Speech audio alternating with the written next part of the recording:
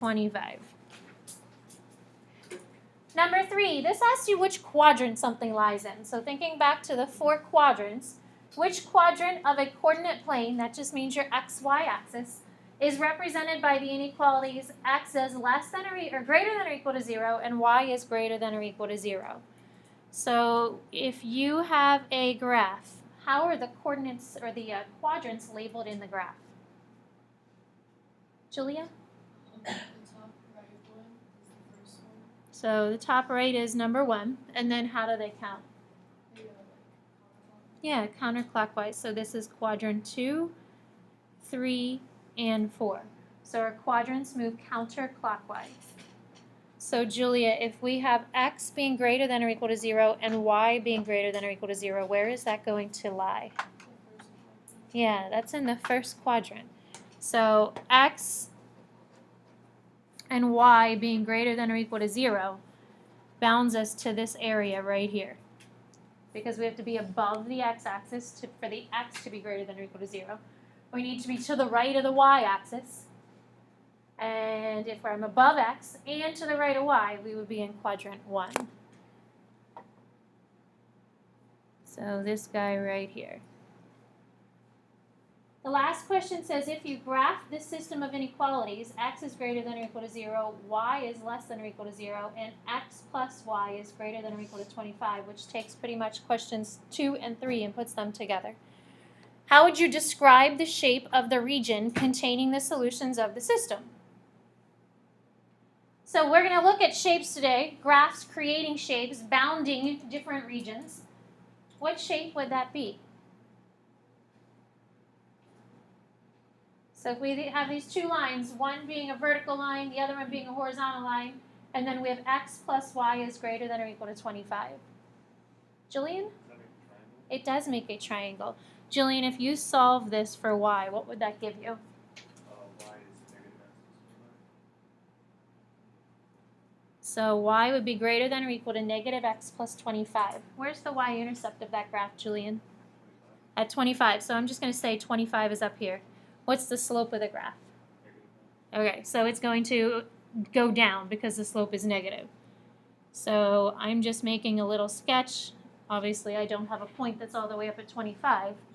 But if we have a line now that has a slope of negative 25, but it says x plus y is greater than or equal to 25. So it actually doesn't really form a shape because greater than or equal to means it has to be above the line. And it really doesn't form a shape. It would have to have a flipped sign for it to be the triangle.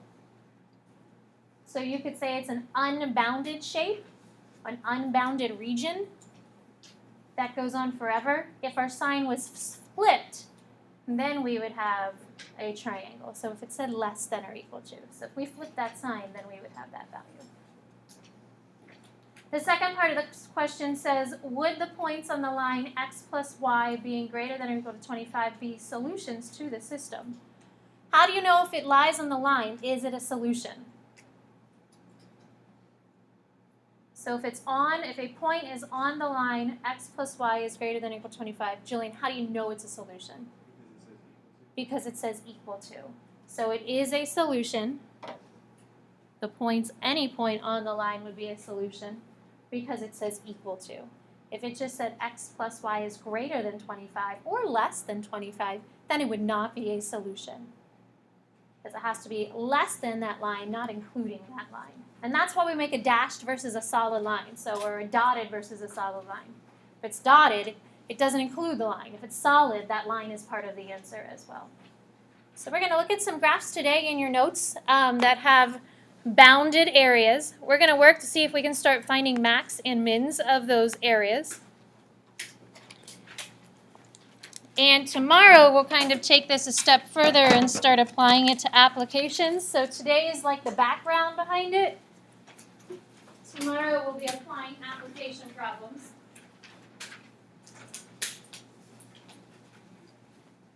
So in your notes, if you'll turn to section 3.3, which is a continuation of yesterday, but we're calling this linear programming because we're starting to create regions. And in those regions, our goal would be to see if we can find a max or a min of that area. And this is part 1. Part 2 will come tomorrow where we look at the applications of this. So how can we apply this to things going on, not just listing equations or inequalities, but what can we do to kind of apply it to specific applications? So it says we're going to graph linear systems. Again, did that yesterday. Graph a couple more. Use these graphs to find max and mins. So we're going to find maximum and minimum values. Because tomorrow, we're going to see maybe I want to find a maximum price that I should charge for an object that I'm creating. Or maybe I want to know what's the minimum cost. How can I create something for the least amount of money? Or how can I make the most amount of money by creating 2 different objects, 2 different stuffed animals that I want to sell at the store? So that's kind of what linear programming focuses on. What would my minimum cost be or my maximum profit kind of question. So it says linear programming represents the constraints on a variable with a system of linear inequalities. The goal is to find the maximum or minimum value, the min or the max value. So a word in there that we see is called a constraint.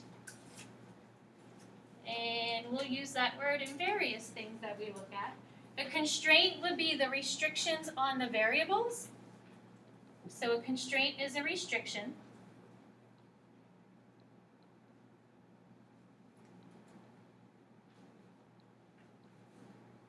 And really, all the inequalities are putting a restriction on your variable. So saying x has to be greater than or equal to 5 puts a restriction on the x value. That's considered a constraint. So it's restricting the x values to be greater than or equal to 5. The feasible region is a bounded area. So that means it's going to have corners, sides, restrictions to make a shape found by graphing inequalities.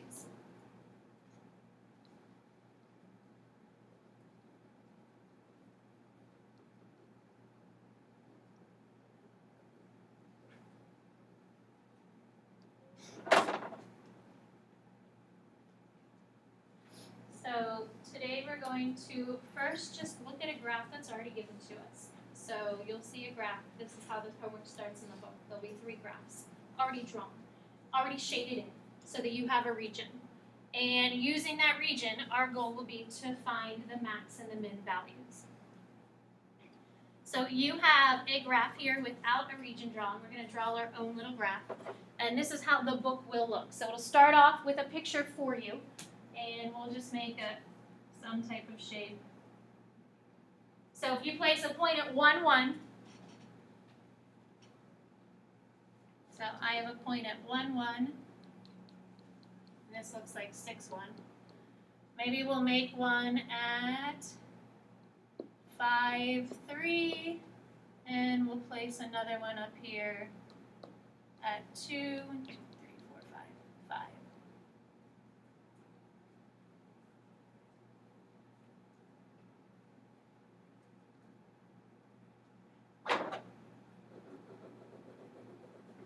So we would have been given 4 different inequalities. Those 4 inequalities will create a quadrilateral. If you have 4 inequalities, you're going to get some kind of quadrilateral. If you have 3, you probably will get a triangle. If you have 5, we would have a pentagon. So the number of inequalities then bounds our region. This is called the feasible region. The question says find the maximum values of the objective function. So that's our goal. An objective is a goal to have for the given feasible region. So right here, this is our goal. Right now, this goal doesn't really represent anything, but tomorrow that goal will represent profit, or maybe it'll represent cost. So tomorrow that goal will represent something. Right now it says C, so we can think maybe it represents the cost of something. We're going to make ourselves a little T-chart. On the left of the T-chart, we're going to place our goal. On the right of the T-chart, we're going to place our vertices. The vertices are where the lines meet and connect. A max or a min value always occurs at the vertices, never inside the shape. So the largest or the smallest values that we're looking for will always be on the outside as those vertices, and they're also called corner points. So the points that kind of corner your graph, bound your graph. That's where maximum and minimum values occur. Never inside. The inside is the middle. So you should get numbers that are in the middle if you're inside the graph. The outside locations give us max and min values. So we're just asked to kind of find which values, which ordered pairs would give us that max and min value. And literally, you're taking each one of them. So we have 4 ordered pairs. I'm just going to list them like a T-chart. But now my left column here would be all of the vertices. And to find out which one of these is a max and which one would be a min, you just plug them in for your objective function. So again, the objective function would be the goal. Tomorrow it would be cost. It might be profit. What is our goal to have for whatever we happen to be creating? So right now, we just have this function that we're seeing what we can get the max and the min for. So you're literally taking the x value and the y value and plugging in that ordered pair. And then seeing the value that it gets. So in this case, if C represented cost, we would have a number for cost. So right now, that's a 5. That probably is the min, but we're going to work through all of them to see which one is truly the min, which one is the max. So take the next one, plug it in, and just work down. So you're just taking your corner points or the vertices, plugging them in to see which gives you a max and a min value. Max being the highest, the min being the lowest.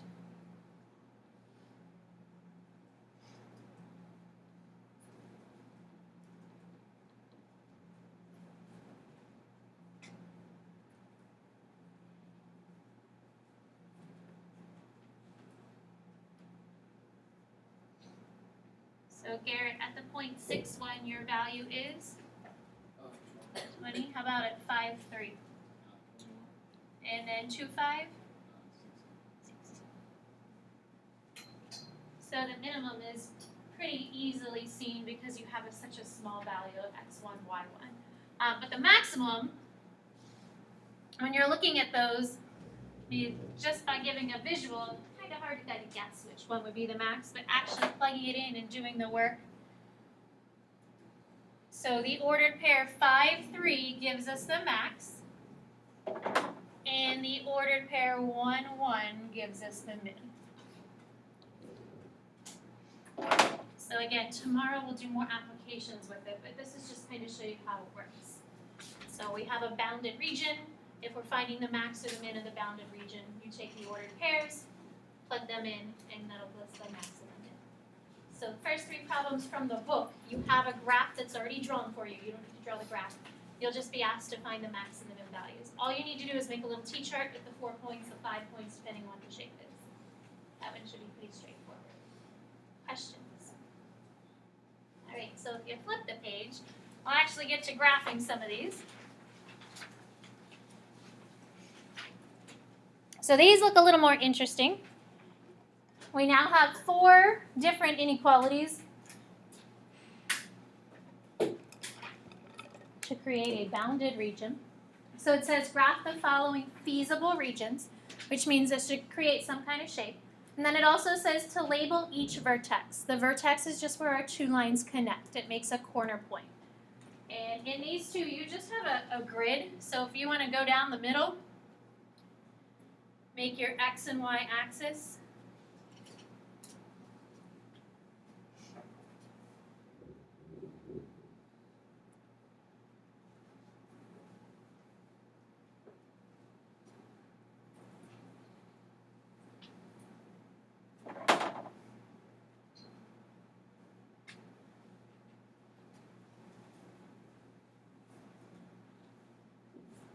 So the first one, and if you have colored pencils, you want to use those, feel free to do so.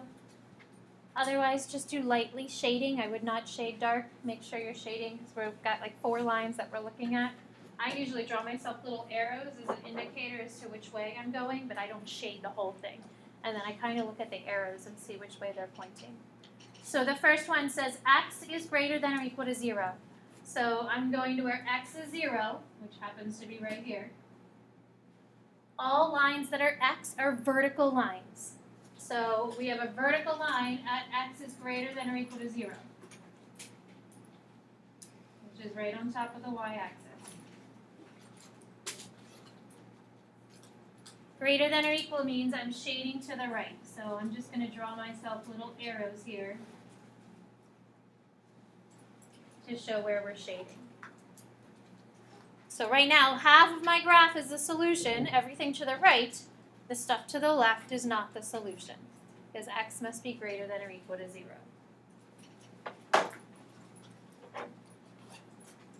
The second inequality says y is greater than or equal to 0. So I'm going to where y is 0. Anything that's y is a horizontal line. If y is greater than or equal to 7, we'd have a horizontal line. Y is greater than or equal to -3, we'd have a horizontal line. And again, greater than or equal to means above.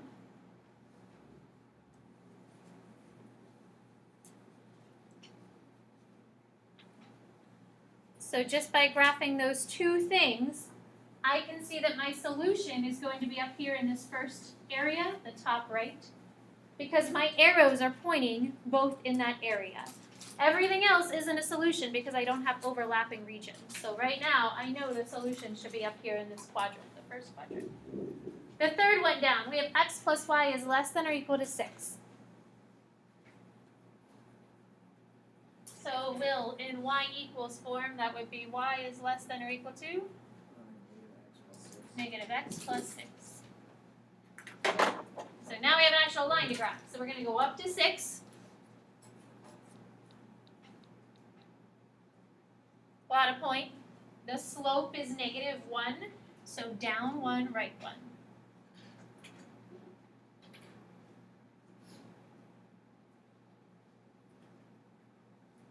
And it says less than or equal to, so solid line again. Now we have a triangle. Less than means below the line, so I'm going to go to the points on my line and make sure we're going below that line. So because we're below less than or equal to, we now have that triangular shape. The last inequality is 12x plus 6y is less than or equal to 48. So we need to get the x to the other side by subtracting the 12 and then divide by the 6.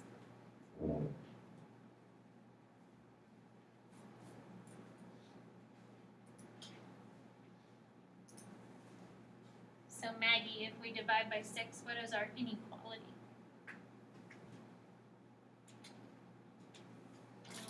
Y is less than or equal to -2, or 2x. Yeah. So negative 2x plus 8. So for our final line, we're going to go up to 8. And then down to right 1.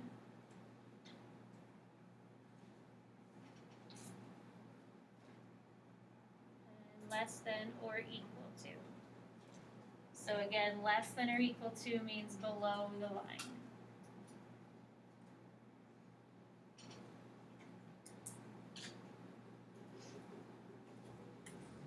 Make sure you darken your final answer with a pen, with a pencil. It's going to be a quadrilateral. So we have 4 sides created. Each one of those lines created one of the sides. So the last thing it asks you to do is to label each vertex. So the vertex will be where that region is bounded, where our 2 lines are intersecting to create that region. There are 4 of them. So looking at your graph, see if you can find the 4 ordered pairs that create the region.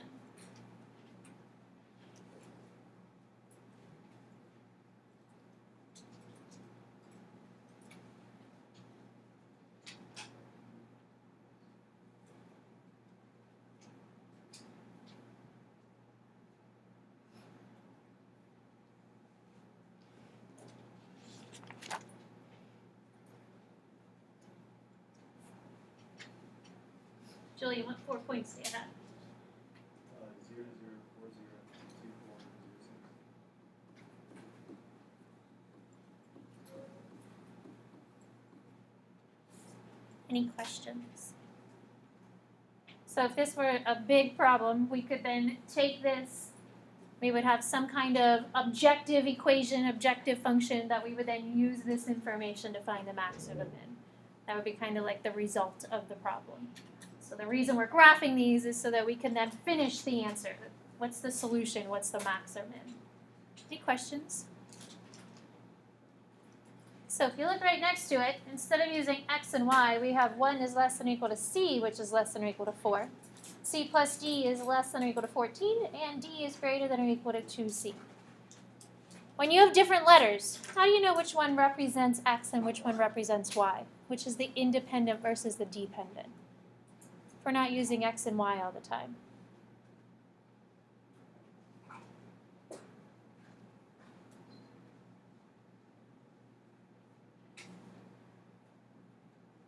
Because you have to decide which one graphs on the x-axis, which one graphs on the y-axis. How do you decide?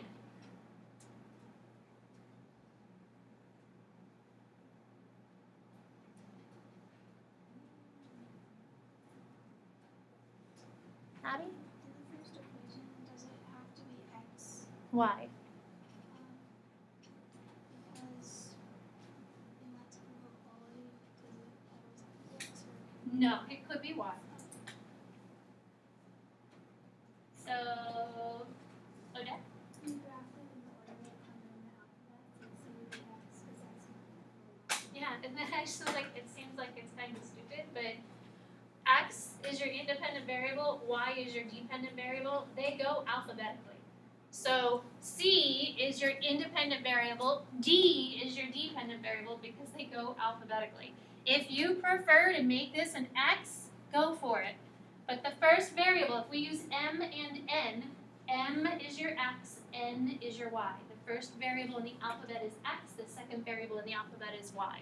If you'd rather see x and y, change them to say x and y. And it's alphabetical, which seems stupid, like why is it alphabetical? That's just the way it is. So x and y are alphabetical, C and D, you're independent and you're dependent. So the first one says 1 is less than or equal to x, which is less than or equal to 4. If you start with the x, that's really saying x is greater than or equal to 1, and x is less than or equal to 4. That's what that first inequality really means. There's two numbers there, and if you start with the middle variable and list both those inequalities, we have greater than or equal to 1, less than or equal to 4. So on our graph, greater than or equal to 1, less than or equal to 4. This is going to be a really skinny graph because it pretty much has to be in between those two lines. So the solution must be in between the two lines. The rest of it doesn't matter. The second one, getting y by itself. Y is less than or equal to negative x plus 14.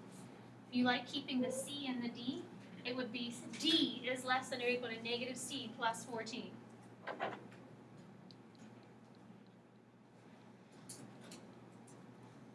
You have to extend your line up a little bit.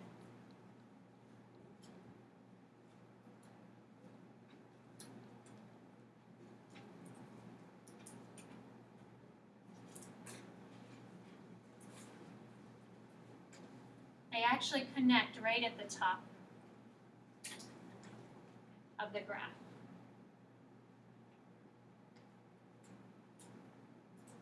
And then the last one is y is greater than or equal to 2x. That y-intercept is 0. That's a direct variation. So if there isn't a y-intercept, then it starts at 0. We're rising 2, running 1.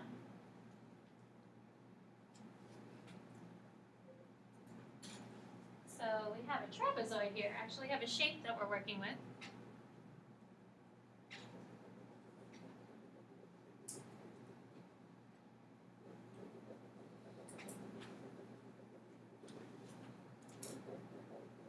And then the last thing, make sure you list your ordered pairs, those points where the graph is crossing or connecting.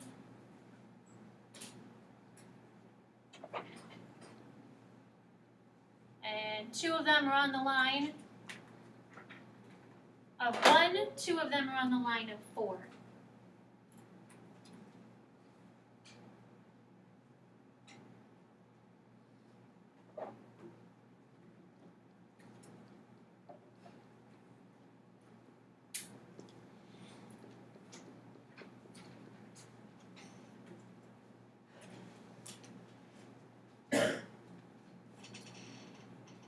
Anyone have questions?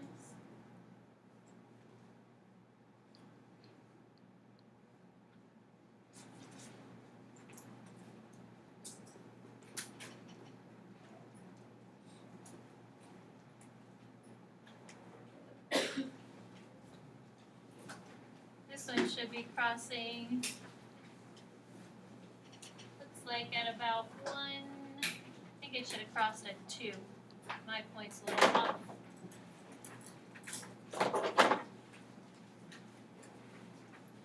Right down here.